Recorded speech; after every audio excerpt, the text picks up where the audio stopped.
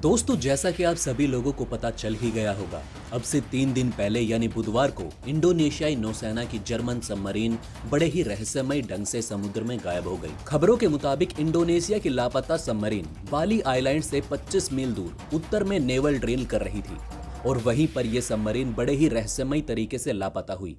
इस पनडुब्बी के मलबे या तेल के रिसाव के तलाश के लिए इंडोनेशियाई नौसेना ने कई सारे सर्वेक्षण जहाज और सबमरीन को बाली आइलैंड की तरफ रवाना कर दिया है, लेकिन दुर्भाग्य से अभी तक इस पनडुब्बी का कोई पता नहीं चल पाया है। बताया जाता है कि इंडोनेशियाई नेवी के पास कोई भी सबमरीन रेस्क्यू वेसल नहीं है, इसलिए उसने सिंगापुर, ऑस्ट्रेलिया, अमेरिका और भारत से सहायता मांगी।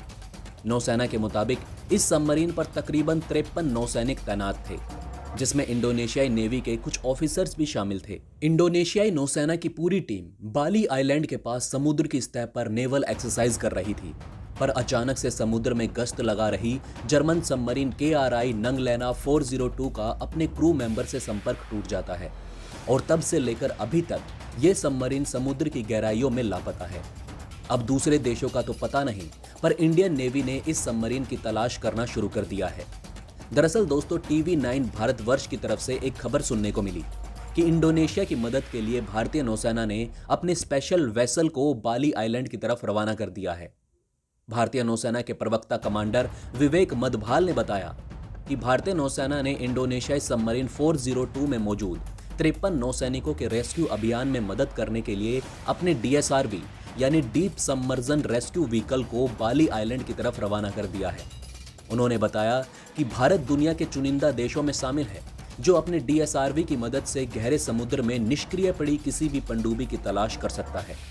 मधवाल ने बताया कि भारतीय नौसेना का ये DSRV व्हीकल 1000 मीटर की गहराई पर मौजूद किसी भी सबमरीन का पता लगाने में आधुनिक स्कैन सोनार सिस्टम और रिमोट से ऑपरेट किए जाने वाले अंडर वाटर ड्रोन से लैस है। अगर ये अंडर वाटर ड्रोन इंडोनेशियाई सबमरीन का पता लगाने में सफल रहे तो फिर DSRV का एक सब मॉड्यूल, जिसे सबमरीन रेस्क्यू व्हीकल भी कहा जाता है, वो डूबी हुई सबमरीन के पास जाकर वहां पर फंसे हुए लोगों को बाहर निकालेगा। ये व्हीकल एक बार में 14 लोगों को बाहर निकाल सकता है। उम्मीद करते हैं कि वे सभी 53 लोग सुरक्षित होंगे। वैसे कईयों का ये मानना भी है कि ये सब चीन का किया धरा होगा, क्योंकि दक्षिण चीन सागर को लेकर चीन और इंडोनेशिया में काफी विवाद रहा है।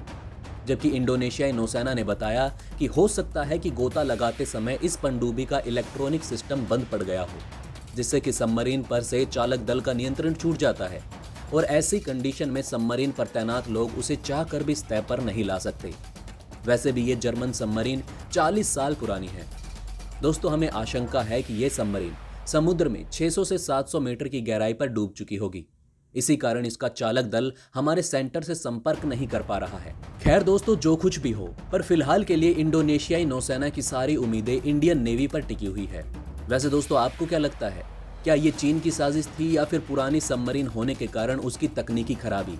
हमें अपनी राय कमेंट करके जरूर बताइएगा। वहीं दोस्तों, वीडियो में आगे बढ़ने से पहले, जैसा कि आप सभी लोग जानते हैं, कोरोना की नई लहर से सभी को एक बार फिर से अपने घर पर कैद करके रख दिया है। लेकिन दोस्तों, इस संकट की घड़ी में एक और महत्वपूर्ण खबर सामने निकल कर आ रही है। दोस्तों, खबर कुछ ऐसी है कि भारतीय दवा निर्माता कंपनी जायडस और इस कंपनी की एक दवा है वीराफिन। दोस्तों, आपको बता दें कि इस दवा को इमरजेंसी इस्तेमाल की मंजूरी दे दी गई है।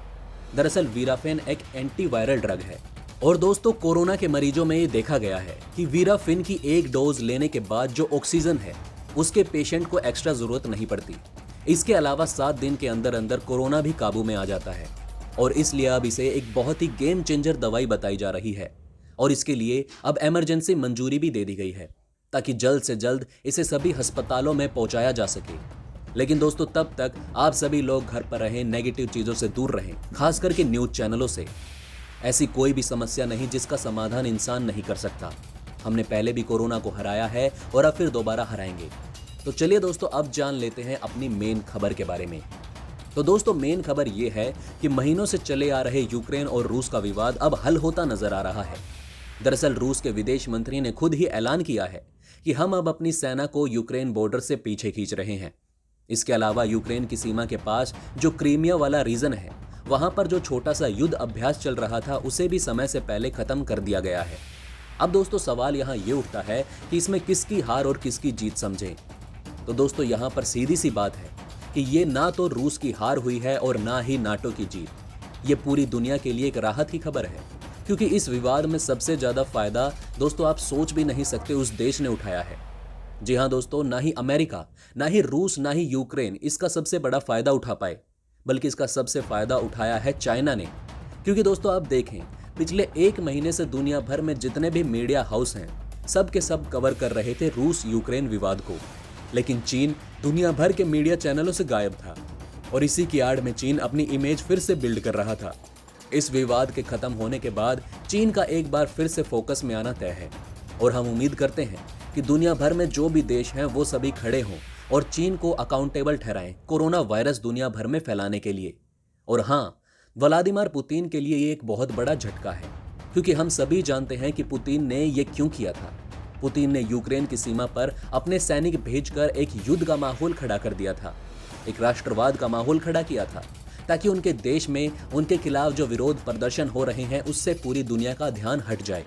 और पुतिन का ये फार्मूला हर बार काम करता था। जब वो पहली बार राष्ट्रपति बने थे तो इसी फार्मूले से बने थे।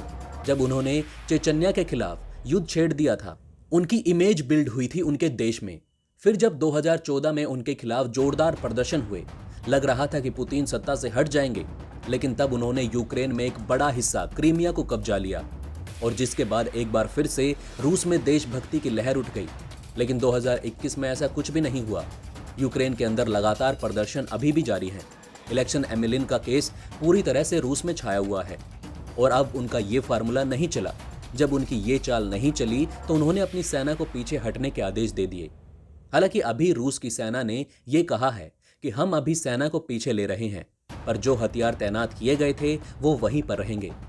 तो दोस्तों, आपका इन दोनों ही खबरों पर क्या कहना है, हमें कमेंट करके जरूर बताइएगा। इसी के साथ दोस्तों, मैं मिलता हूं आपसे ऐसे ही किसी अगली खबर में। तब तक के लिए हमारे चैनल पर बने रहें। धन्यवाद।